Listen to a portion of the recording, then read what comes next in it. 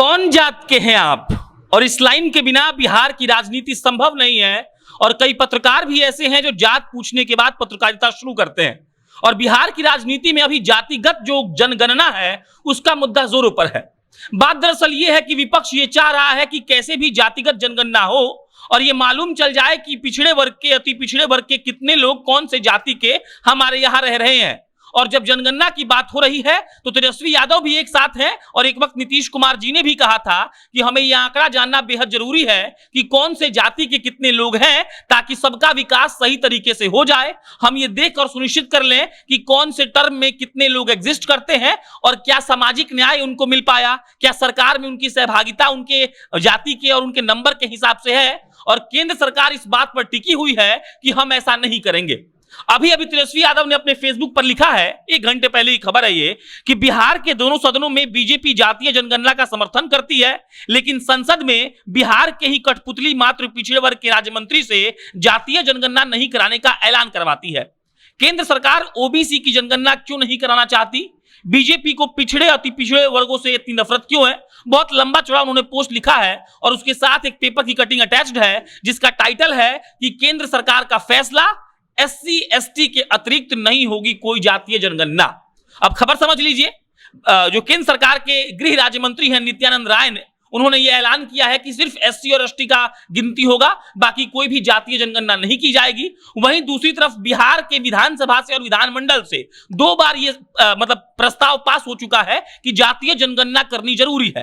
अब इसमें चौंकाने वाली बात यह है कि भाजपा के नेताओं ने इस प्रस्ताव को सपोर्ट किया है, विधान परिषद में भी और विधानसभा में भी, और इसको 2 बार पास करके केंद्र सरकार को सिफारिश की गई है कि बिहार में जातीय जनगणना की जाए, ताकि ये मालूम चल सके कि कौन कितने नंबर है और क्या उसको सामाजिक का जो पहलू के दृष्टिकोण से हम देखते हैं कि उनको उतना न्याय मिला है कि नहीं, वो देखा जाए। क्या सरकार में उतनी उनके आंकड़ों और उनके नंबर के हिसाब से उनकी सहभागिता है कि नहीं, वो देखा जाए। और केंद्र सरकार ने नित्यानंद राय जी से ये बुलवा दिया है कि हम सिर्फ SC ST का गिनती करेंगे और इसके अलावा कुछ नहीं करेंगे। नीतीश कुमार भी इसके फेवर में है कि जातीय जनगणना होना चाहिए। बाकी इसके अलावा लालू मंच शुरू से इसके लिए मुहिम चला रहे थे।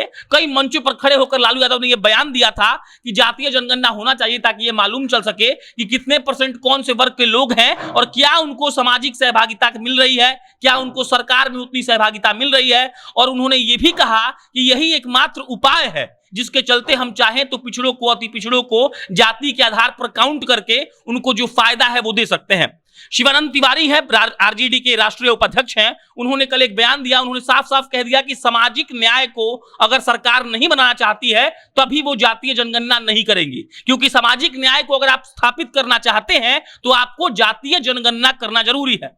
उन्होंने एक उदाहरण दिया कि 1953 में काका कालेलकर के नेतृत्व में एक आयोग का गठन हुआ था और यह गठन संविधान के मुताबिक हुआ था। संविधान के चलते एक आयोग बना और उसकी रिपोर्ट में सबसे मुख्य बात तो थी, वो यही थी कि आपको जाति के आधार पर जनगणना करना चाहिए और जाति के आधार पर आप जनगणना कर लेंगे तो आप क्लियर एंड कट हो जाएंगे कि कौन से वर्ग के लोग को कौन सा फायदा देना है, ताकि वो सामाजिकता के हिसाब से मजबूत हो सके, उनकी सहभागिता बढ़ सके और वो लोग ठीक ठाक काम कर सके।